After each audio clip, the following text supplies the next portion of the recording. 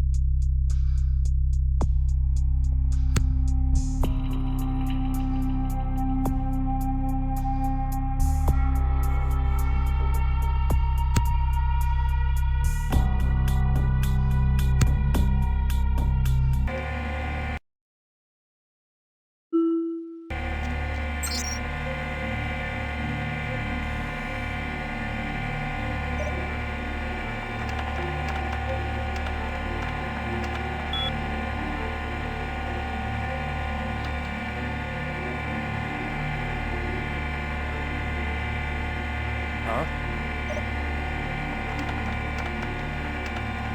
Hey, stop right there.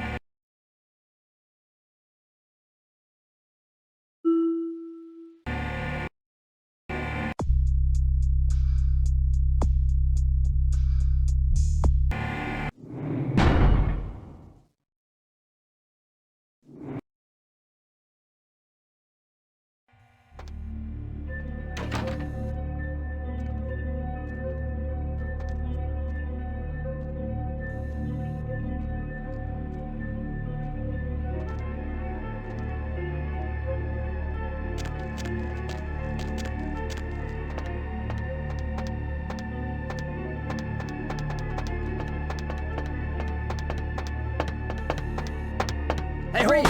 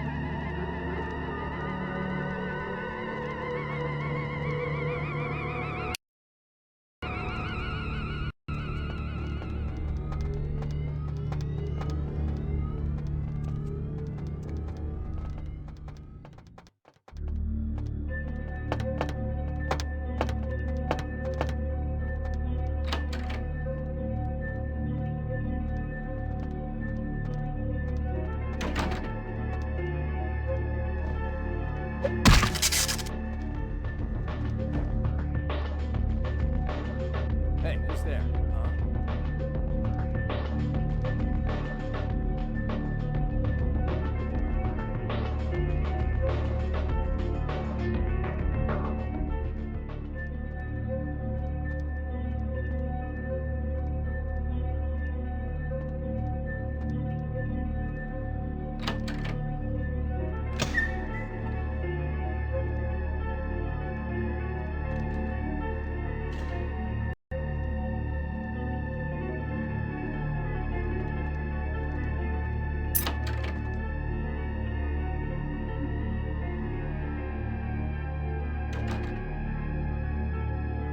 I can't understand why someone would go through the trouble of stealing a box with a very ancient corpse. This city's not that dull.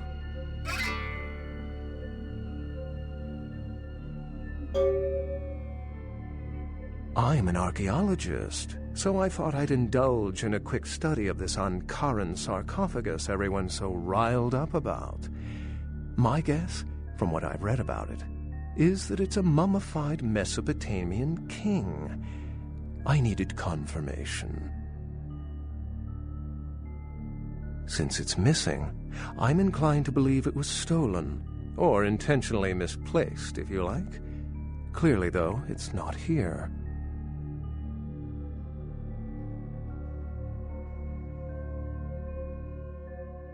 Oh, I really wish I had.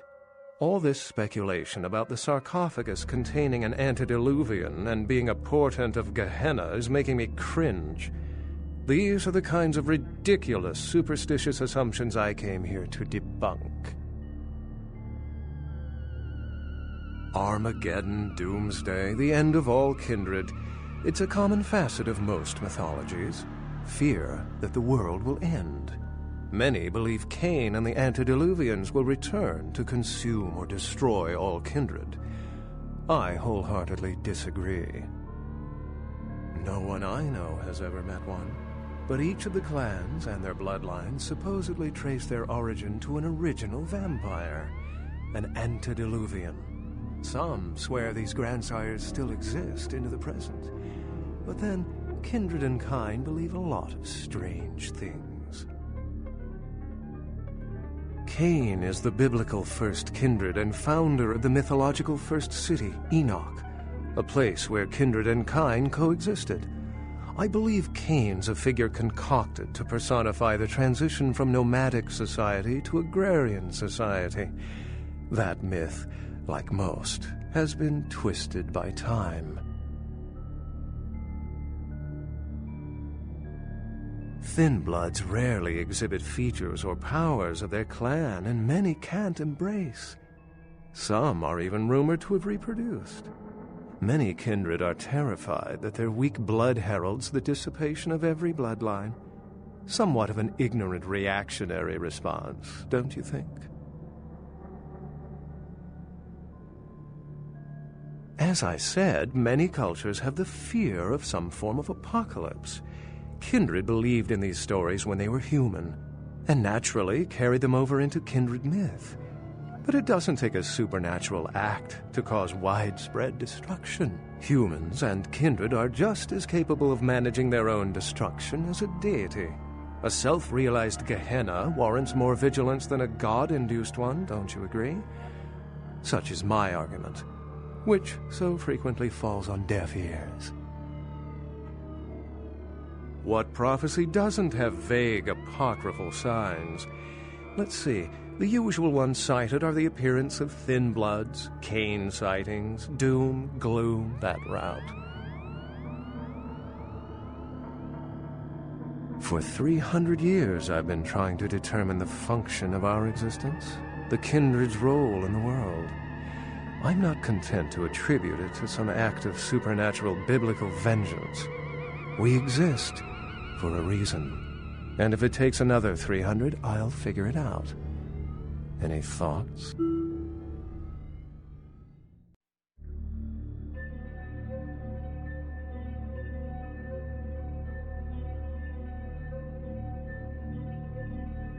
Yes, I've heard that theory before.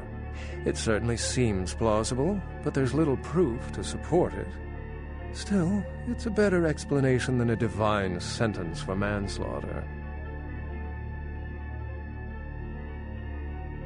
Life's a splendid thing to indulge in.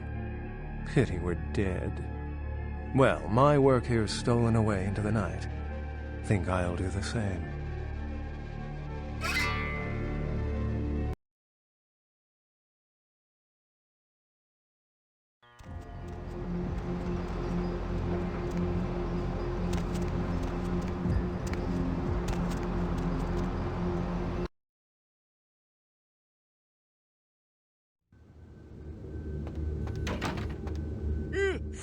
Oh, excuse me, starting to doze off there. Oh, I need to get a guard animal of some sort to alert me when folks come in. Maybe one of them chimps like on that show Ape Detective? Oh, that monkey always gets his man. What? Oh, yeah, Mr. LaCroix's expecting you. For a young guy, he sure likes to work late. Me, I spent most of my youth in the entertainment industry. Yeah, I guarded the sets for over 6 top 10 TV shows.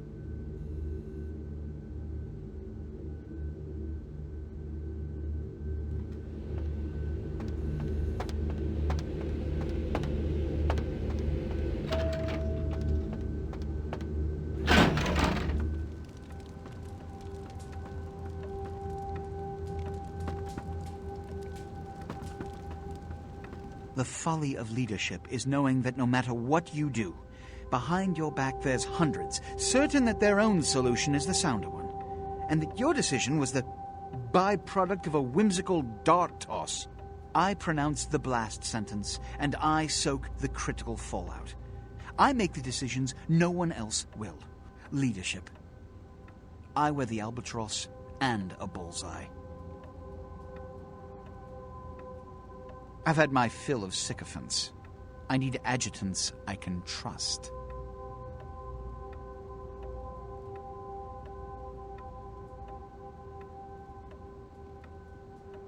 The blood hunt on Nines Rodriguez for the murder of Alistair Grout will be called. Rodriguez's execution is only a matter of time. I have lit the fuse. If a war ignites, It's my head they will sharpen the pikes for. At least I can rest easy in knowing that you, my most promising attendant, has relieved me of one encumbrance tonight. Do you need assistance bringing the sarcophagus up to my office? Stolen? Stolen? How? Who would... Oh, Gary. Gary, you treasonous maggot. I should have anticipated your treachery, sewer rat. The Nosferatu Primogen. The Nosferatu were responsible for finding out where the sarcophagus was taken after the Dane, and for getting keys to the museum. They were the only ones who knew. It's obvious to me now. My mistake. I want him found. I want him... found. The sarcophagus could be exploited, causing who knows what catastrophe to this city. If it were to fall into the wrong hands...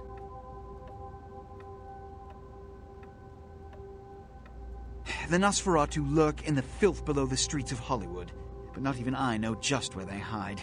Hollywood is, unfortunately, lacking in any Camarilla loyalties. Hollywood's baron is an anarch named Isaac. Isaac's more civil than the anarchs downtown, but nonetheless, he wears his mistrust of me on his sleeve. He may know how to contact the Nosferatu.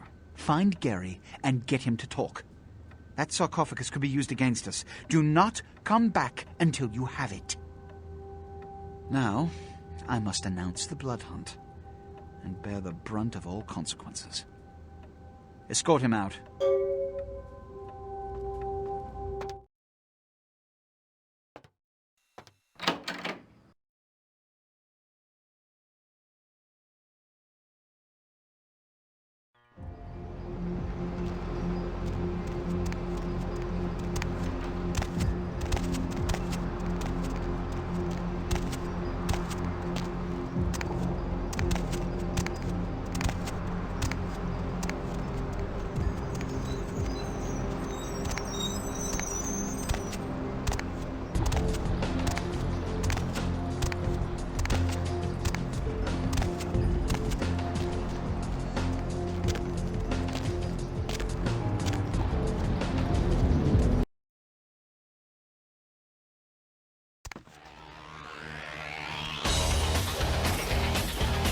You were down poking around the museum.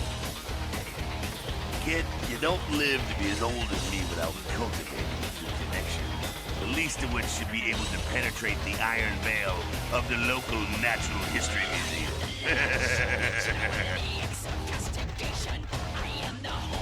Seems like he has a lot riding on that sarcophagus. It's such a fierce plug.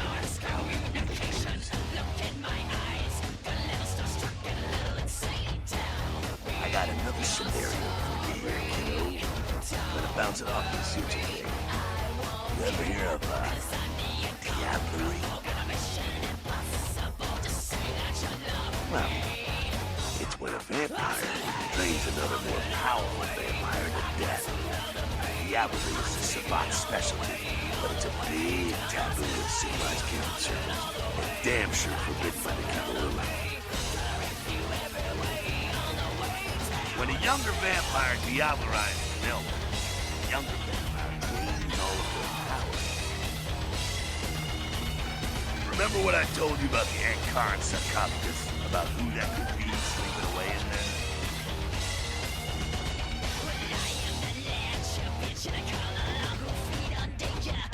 Prince is willing to tear L.A. apart to find the streets that are having.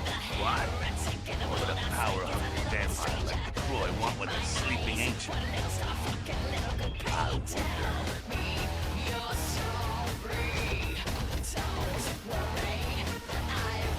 You gotta figure a drop of ancient blood will make any kid just about invulnerable. Anyone who has the sarcophagus is gonna be thinking the same thing. If the Croy gets the sarcophagus, he needs to know where it is.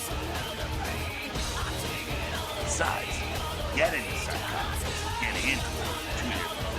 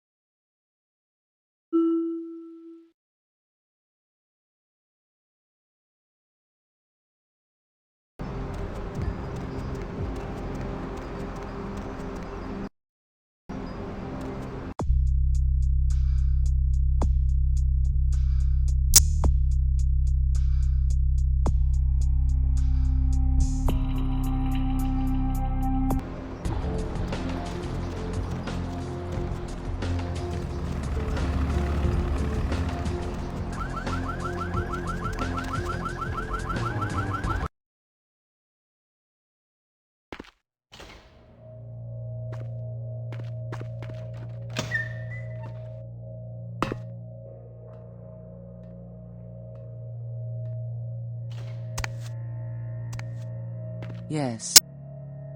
Yes, this is genuine and of use to me. There is something resonating from it.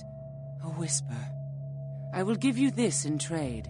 It is known as the Odious Chalice. It swells with spilled blood and offers its bloat to its owner. Yes.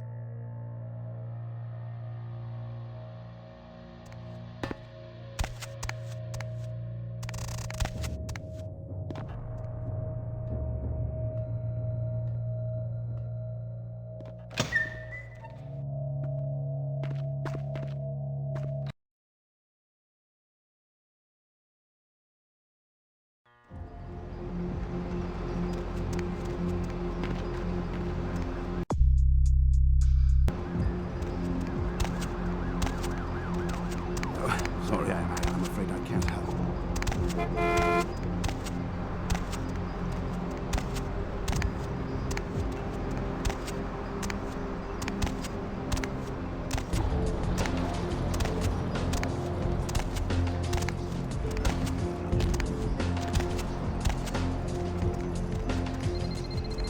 What's the hop?